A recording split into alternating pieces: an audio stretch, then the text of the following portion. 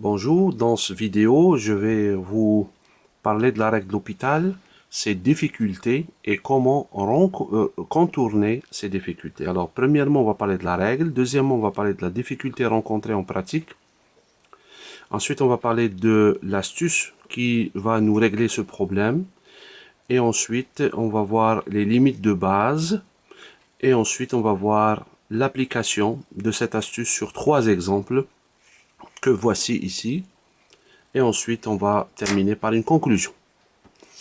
Alors, la règle de l'Hopital et sa difficulté. Alors, la règle de l'Hopital consiste tout simplement à remplacer le calcul de la limite de f sur g par ces choses-là. D'abord, si la limite de f sur g, c'est une forme indéterminée de l'un de ces deux types, 0 sur 0 ou bien l'infini sur l'infini, et si la limite de f' sur g', les dérivés ici, c'est L, alors la limite de f sur g, c'est L. Mais c'est quoi le revers de la médaille? C'est que si f, le numérateur ici, est un produit de deux fonctions, on va dire u fois v, et g, c'est un produit de deux autres fonctions, h fois k, alors dériver f, ici, c'est calculer tout ça, u'v plus uv', et la dérivée de g en bas ici, c'est h'k plus h fois k'. Donc en fait, se servir de la règle d'Hopital, c'est tout simplement remplacer le calcul de la limite qui a l'apparence simple par celui de la limite qui a l'apparence très compliquée ici. Ok? Et souvent, cette deuxième limite, celle-là, est bien plus compliquée que la première. Alors, comment faire pour contourner cette difficulté? Alors, règle d'Hopital, astuce. C'est quoi l'astuce? C'est tout simplement éviter de dériver les produits. Pourquoi? Parce que la dérivée d'un produit, un produit c'est juste deux fonctions qui sont multipliées l'une à l'autre. Si tu dérives, tu obtiens une somme de deux autres produits. Alors parfois, cette somme-là est plus simple à gérer lorsque la dérivée de U, la dérivée de V sont particulièrement simples. Mais parfois, ça double ça devient beaucoup plus compliqué, ça devient doublement compliqué ici. Ok? Si cette dérivée-là, par exemple, si tu as u égale sinus x, tu dérives, c'est cosinus, hein, c'est pas quelque chose qui va disparaître. C'est pas comme x, si tu dérives x, c'est 1, mais si tu dérives sinus, c'est cosinus. Donc parfois, c'est plus simple, mais parfois, pas du tout. Alors, donc ça, c'est ça la cause de la difficulté dans l'application de la règle d'Hopital. Et pour remédier à ça, on va essayer de, au lieu de dériver u fois v, on va plutôt, au lieu de calculer la limite d'un produit, on va calculer le produit de deux limites. En utilisant ça, c'est une propriété des limites lorsque ces deux limites-là sont tel que on puisse calculer ce produit-là. Par exemple, si ça et ça, les deux sont finis, ou bien 0 fois un nombre quelconque, mais pas l'infini, ou bien un nombre fois l'infini, mais pas 0. En tout cas, ce produit-là a un sens. Dans ce cas-là, cette limite, la limite du produit, est égale à ce produit des limites. Alors, comment est-ce qu'on l'applique? C'est que, imaginez que la fonction du haut, f, c'est f1 fois f2. La fonction du bas, c'est g1 fois g2. On va transformer cette fraction en un produit de fractions. Et c'est ça qui va jouer le rôle de ce u, ici, f1 sur g1. Et f2 sur g2 va jouer le rôle de ce v. Et donc la limite du produit de ces deux fractions va être égale à la limite de la première, multipliée par la limite de la deuxième. Et ici, pour cette limite-là, f1 sur g1, je peux appliquer la règle de l'Hopital, parce qu'elle sera plus simple que le tout qui était là. Ça, il ne faut pas appliquer la règle de l'Hopital ici. C'est ça l'astuce. Ne pas l'appliquer là et l'appliquer deux fois sur ces deux petites fractions. Alors, on va voir trois exemples où on va appliquer cette astuce. Ce sont les trois exemples que voici. Alors, limite de sinus x moins x fois cosinus x moins 1 sur x fois ex moins 1 à la puissance 4. Vous voyez, il y a un produit en haut et un produit en bas. Et je dirais là, même ici, il y a 5 produits là. Il y a 4 produits de 5 fonctions. Ça, c'est 4 fonctions fois 1. Donc, beaucoup de produits en haut et en bas. Alors, ça, si vous dérivez en haut et en bas, là, je ne vous le conseille pas du tout. Là, ça va être vraiment compliqué. Alors ici, c'est une somme de fonctions et en bas, c'est un produit. Donc, le produit se trouve seulement en bas. Là, en apparence, il n'y a pas de produit, sauf que cette soustraction, cette différence, on va la convertir en un produit sur un produit. On va voir tout de suite après lorsqu'on va voir les exemples. Alors, ça, ce sont les exemples que je vais traiter dans un moment. Alors, pour ce faire, je vais avoir besoin de ce que j'appelle les limites de base.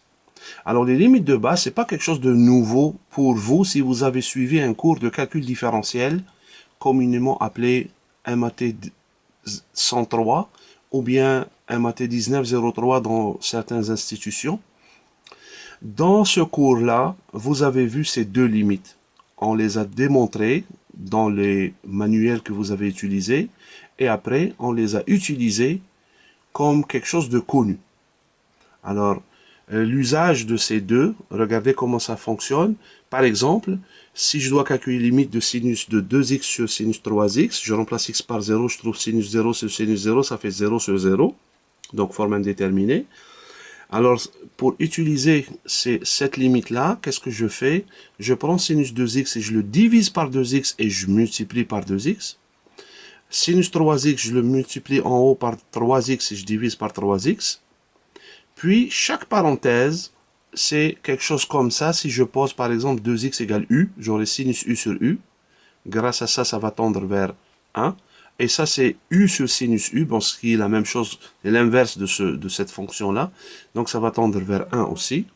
Donc, la limite de tout ça, c'est 1 fois 2, parce que x ici se simplifie, fois 1 encore, fois 1 tiers. Et par conséquent, ça vaut 2 tiers. Ces deux limites, comme j'ai dit, ce sont des limites de base que vous avez vues. Et probablement vous avez oublié ou bien ça remonte à loin. Alors je vais vous rafraîchir la mémoire. J'ai devant moi ici plusieurs manuels du calcul différentiel. Le premier, c'est celui de Charan et Parent, calcul différentiel 8e édition, à la page 367. Vous avez ces deux limites. Là, voilà la limite 1, sinus h sur h, quand h tend vers 0, c'est égal à 1. Voici la preuve. Et ensuite, la deuxième limite, l'm2, limite de cosinus h moins 1 sur h égale 0. Voici la preuve. Ça, c'est le premier livre. Ensuite, ça, c'est le Bradley, calcul différentiel. À la page 84, vous avez un théorème ici.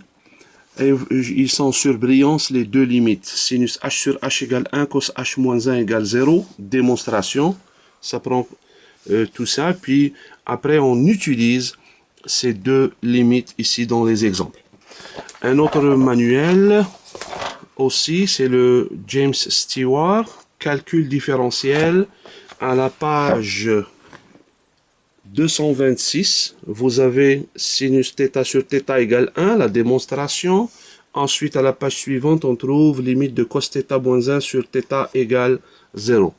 Ensuite, un autre manuel, celui de Thomas et Finet, calcul différentiel, 11e édition, à la page 60, même limite, sous le nom de théorème, une limite trigonométrique fondamentale. Voilà, il la nomme fondamentale parce que c'est vrai, elle est fondamentale. Sans elle, on a de la difficulté à calculer d'autres limites, notamment celles qui donnent les dérivées. Et là, c'est un exemple, appliquer cette limite pour montrer justement que la deuxième, donc cette deuxième, c'est une application de la première et elle est faite ici. Un autre livre un peu plus vieux que cela, celui de Sorokovsky, Analyse, ça c'est la 5e édition, elle est traduite de l'anglais. À la page 120, on trouve cette limite-là. Et à la page précédente, on trouve la limite de sinus θ sur θ qui vaut 1. Toujours démontrée. Et ensuite, celle-là démontrée. Et ensuite, appliquée à d'autres fins. Donc voilà, ça ce sont des exemples de manuels de calcul différentiel où on vous montre ces deux limites, on les démontre et ensuite on les utilise pour calculer d'autres limites. C'est exactement ce qu'on va faire dans ce dans ce contexte de calcul de limite avec la règle de l'hôpital. Donc on aura besoin des limites de base, mais pas seulement ces deux, mais bien beaucoup plus. Alors, je les ai ici sur cette fiche. Ça paraît trop petit. Je les ai imprimés là et je les ai appelés limites de base. Regardez comment sont regroupés ici. Ça, c'est la fonction exponentielle. Ce sont les limites de base qui concernent la fonction exponentielle. J'en ai donné 5, les 5 premières. Ici, c'est la fonction logarithme, les 5 premières aussi. La fonction racine carrée, les 5 premières. Ainsi de suite. La racine cubique, les 5 premières. La fonction sinus, les 5 premières, et celle que vous avez vue dans tous ces manuels, ce n'est que la première, et voici d'autres, bien plus élaborées. La fonction cosinus, celle que vous avez vue, ce n'est que la première, alors qu'il y en a d'autres qui sont bien plus élaborées. Ensuite, vous avez la fonction tangente, voici 5, et la fonction cotangente, 5 autres.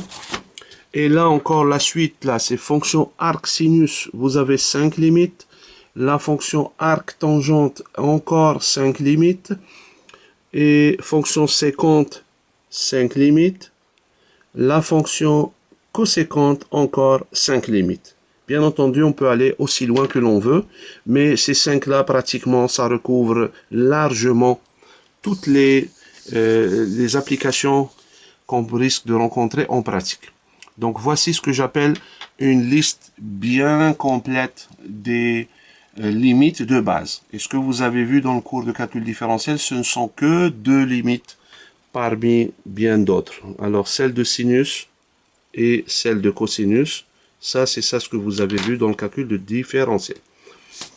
Alors, maintenant, on passe aux exemples. Alors, premier exemple, limite de sinus x moins x fois cos x moins 1 sur x fois ex moins 1 puissance 4.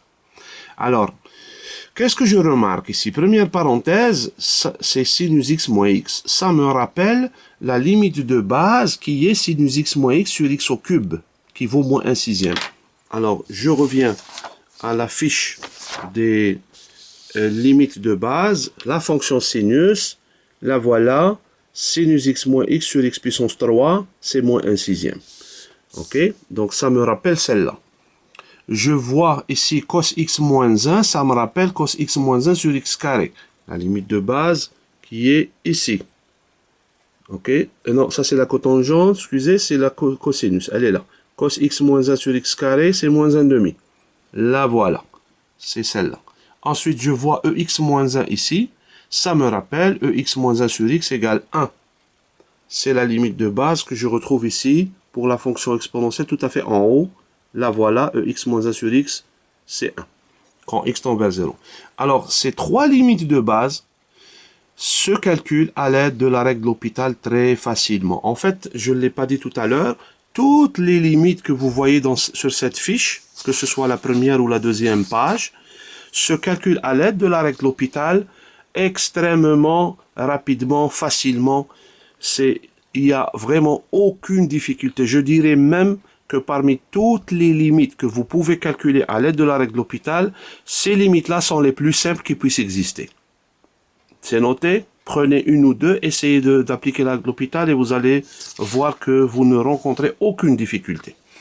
Et je vais vous le prouver pour quelques-unes tout à l'heure.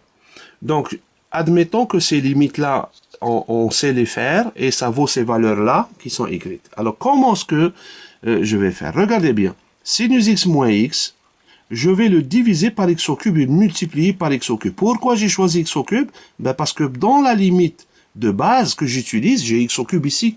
Donc, je fais apparaître le x au cube et je multiplie pour équilibrer. Ensuite, j'ai cos x moins 1. Regardez la limite de base, c'est divisé par x2. Donc, cos x moins 1, je le divise par x2 et je multiplie par x2 pour équilibrer ici. Exponentielle x moins 1 sur x, j'ai ex moins 1 puissance 4 ici. Donc, je multiplie par x puissance 4 et je divise par x puissance 4. Pourquoi? Parce que j'ai besoin de ex moins 1 sur x. Bon, ou bien l'inverse. Ça, si je l'inverse, eh bien, je dois inverser le 1, ça va rester la même chose. Alors, x sur ex moins 1, puissance 4. x puissance 4. Et là, ce 1 sur x, ben, c'est le x que j'avais ici. Il est resté là. Prochaine étape, une petite simplification. Je mets les grosses parenthèses en premier. Et puis les x puissance quelque chose, je vais les mettre à la fin. Là, c'est 3. Là, c'est 2. 3, 2, 4, 1, 4, 1. Et là, ça se simplifie. 3 et 2, ça fait 5. 4 et 1, ça fait 5. Donc, tout ça, ça disparaît. Il reste juste ces parenthèses. Là, voilà.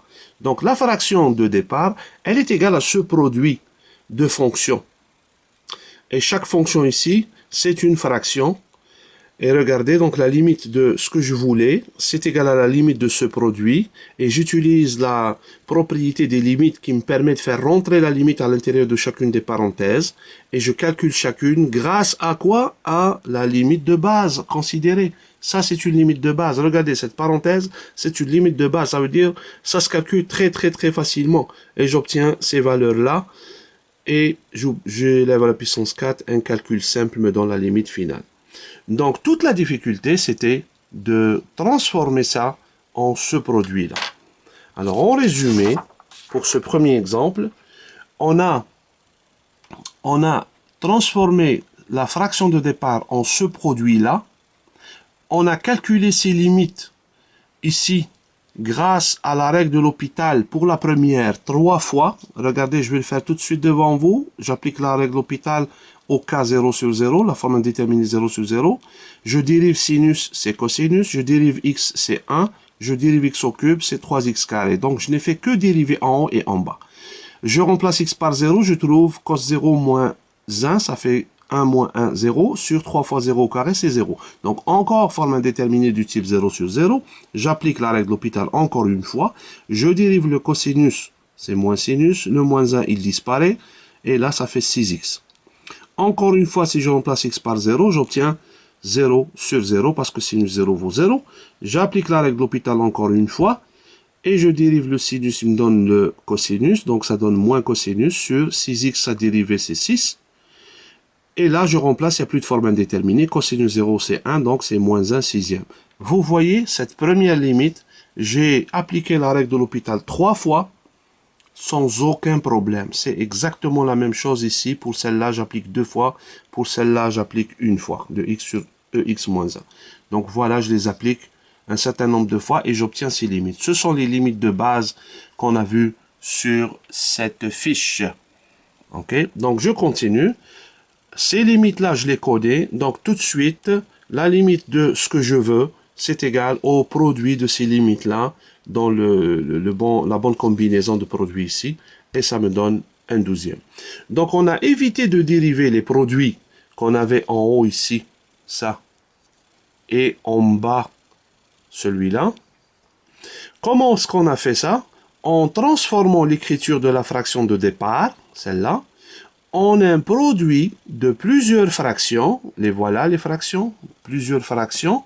Mais chacune de ces fractions, qu'est-ce qu'elle a de spécial? C'est une fraction de base dont le calcul des limites, à l'aide de la règle de l'hôpital, se fait très facilement. Voilà ce qu'on a fait ici. Donc, transformer cette fraction en ce produit. Chaque fraction ici, sa limite se calcule très facilement, pour ne pas dire vous la connaissez par cœur, parce qu'elle fait partie de la liste des fractions de base. Deuxième exemple. Limite de x au carré plus 2x moins 2 sur x fois sinus cube x. Qu'est-ce que je vois ici? Je vois le sinus. Sinus, il me rappelle sinus x sur x qui vaut 1. C'est la limite du cours de calcul différentiel. Et c'est la première dans la fiche que j'ai montré tout à l'heure des limites de base. J'ai aussi le cosinus en haut. Cosinus, il y a plusieurs, comme l'autre, comme le sinus aussi, il y a plusieurs limites de base qui vont avec. Laquelle je vais choisir, je vais le savoir dans un moment. Je commence d'abord par le sinus x. Regardez ici. Sinus cube, je l'isole. Je le mets tout seul. Comme il est au cube, je vais mettre x au cube en haut et x au cube en bas. Et qu'est-ce qui me reste? Voilà ce qui me reste. Avec ce x au cube que je viens de mettre en bas, je le mets avec ce x, ça me donne x puissance 4. Parce que j'ai x puissance 4 et cos en haut, ça me rappelle celle-là, la quatrième. Mais qu'est-ce qu'il y a de particulier ici pour ces 4? Le cosinus figure sans aucun coefficient à côté. C'est-à-dire, il y a 1 fois cos x, 1 fois cos x, 1 fois cos x, 1 fois cos x. Le 1, bien sûr, n'est pas écrit. Regardez qu'est-ce que j'ai en bas, j'ai 2 fois cos x. Donc, pour que je m'approche de l'une de ces formules, il faudrait que je mette ce 2 en facteur. C'est ce que je vais faire ici. Donc, je mets 2 en facteur, ça donne 1 demi x carré, cosinus x, moins 1, x4. Regardons celle-là, ici. Cos x moins 1 plus 1 demi x carré. C'est exactement le même numérateur ici, et x4 c'est le même. Donc, en fait, je peux réécrire ça comme j'ai fait ici, juste pour que je me rapproche de cette écriture. Voilà. Et là, j'ai terminé la transformation. Ça, c'est une fraction dont la limite est une limite de base. Ça, c'est une fraction dont la limite est une limite de base. C'est terminé. Je passe au calcul de limite. La limite de la fraction désirée, c'est 2 fois la limite de la limite ici, que j'ai choisi là, fois la limite de la deuxième fonction au cube. Celle-là, c'est 1/24e. Celle-là, c'est 1. Un calcul simple me donne la valeur de la limite. En résumé, on a transformé l'écriture de la fraction de départ en ce produit de fractions. Comment? Eh bien, avec de l'algèbre, je dirais. Juste, on a mis en facteur, on a multiplié, divisé par x au cube, ainsi de suite. On a mis 2 en facteur. Et après, chacune de ces deux fractions, sa limite, elle se calcule très facilement. C'est une limite de base.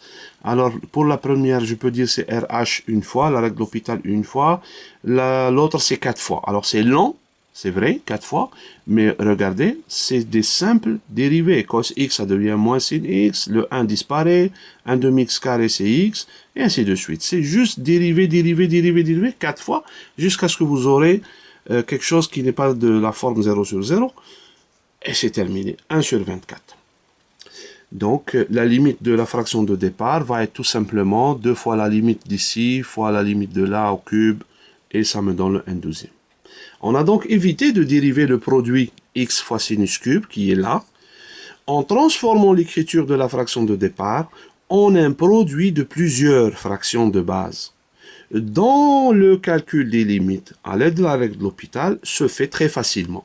Voilà la preuve. Ça, c'est très facile, même si ça semble être long, mais c'est très facile. Le troisième exemple, pour terminer. Alors, cet exemple-là, c'est cotangente carré x moins 1 sur x carré. Si vous remplacez x par 0, vous allez avoir ici l'infini moins l'infini. Donc, je ne peux pas appliquer la règle de l'hôpital. Je réduis au même dénominateur. Ici, c'est une fraction. La cotangente, c'est cosinus x sur sinus x. Donc, au carré.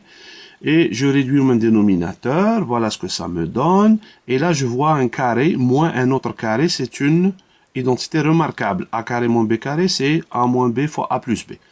Voici donc la factorisation que j'obtiens ici. C'est un produit de deux grandes parenthèses sur un produit de plusieurs fonctions ici.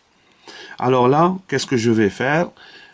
En bas, je vois le sinus qui est multiplié. Là, je vais le mettre en facteur et je multiplie en haut par x carré parce que c'est un sinus carré, donc je mets x carré, x carré.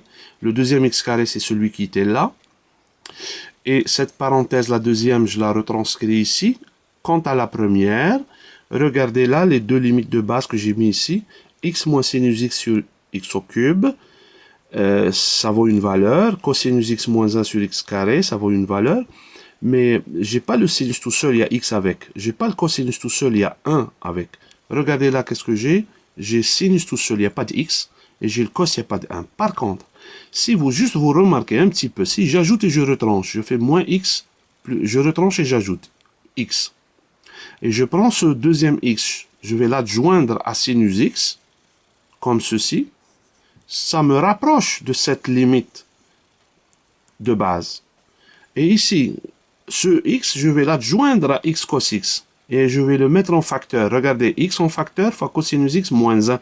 Voilà cosinus x moins 1 qui se trouve dans le numérateur ici de cette fraction, de cette limite de base.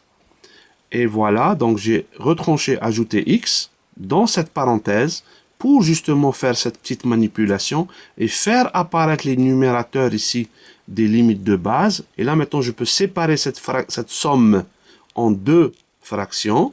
et je simplifie par x. Je vais avoir donc cos x moins 1 sur x carré ici, parce que 1 des 3x est parti avec celui-là.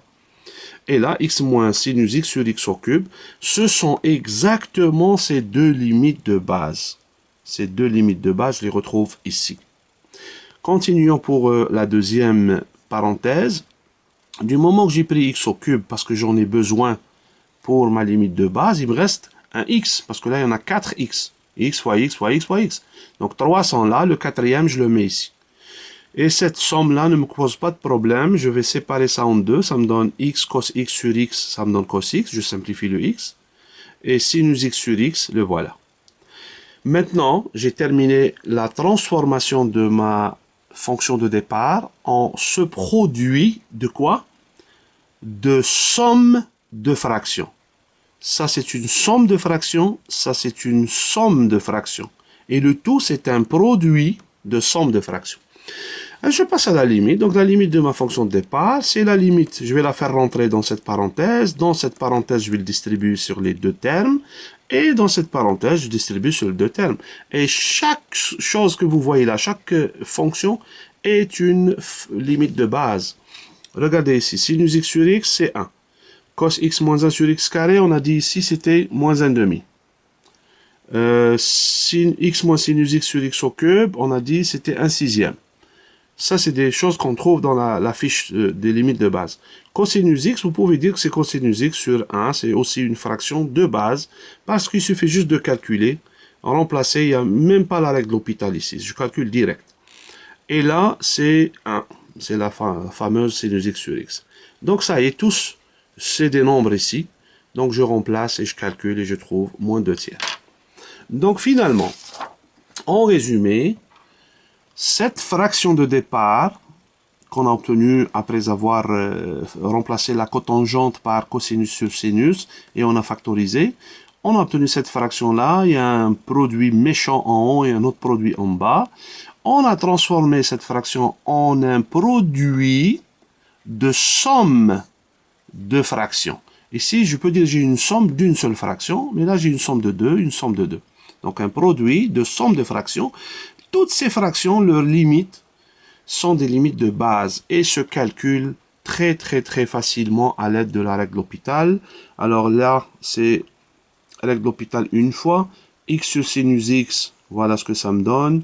Ici, cos x moins 1 sur x carré, je peux l'obtenir en appliquant la règle de l'hôpital deux fois. Et celle-là, en appliquant la règle de l'hôpital trois fois. C'est des calculs très faciles. Celle-là, même pas une fois. J'applique la règle de l'hôpital 0 fois. Ok, je remplace directement. Et là, je l'applique une fois. Par conséquent, une fois que je sais chaque limite, qu'est-ce qu'elle vaut, je n'ai qu'à multiplier les constantes ici. Donc, je remplace ça par 1, ça par moins 1 demi, ça par 1 sixième, par 1 et par 1. Voilà, un calcul simple me donne la réponse finale. On a donc évité de dériver les produits du haut et du bas de la fameuse fraction ici. Comment? En transformant l'écriture de la fraction de départ, celle-là, en un produit de somme. En un produit de somme. Ça, c'est une somme, ça, c'est une somme, et ça, je peux la considérer comme une somme d'un seul terme. On a un produit de somme, au pluriel, de fractions de base. Chaque fraction est une fraction de base. Dans le calcul des limites à l'aide de la règle de l'hôpital, se fait très facilement. Et celle-là ne se fait pas avec la règle de l'hôpital. Là, c'est direct, un calcul direct. Donc, c'est beaucoup plus simple que d'utiliser que les autres, je dirais. D'accord? Donc, voilà comment on a contourné le problème. Donc, après avoir vu ces trois exemples, on peut conclure en disant que l'astuce en question, c'est éviter de dériver les produits, tout simplement. Comment? Eh bien, il faut remplacer la fraction de départ par un produit de somme de fractions, dont les limites sont faciles à calculer avec ou sans la règle de l'hôpital. Et ensuite, on applique la propriété des limites, qui dit la limite d'un produit, c'est le produit des limites, bien entendu en supposant qu'ici, il n'y a pas de forme indéterminée. Schématiquement, on a un grand problème unique, qui est de calculer la limite de la fraction. C'est un obstacle fort unique. L'astuce consiste à le séparer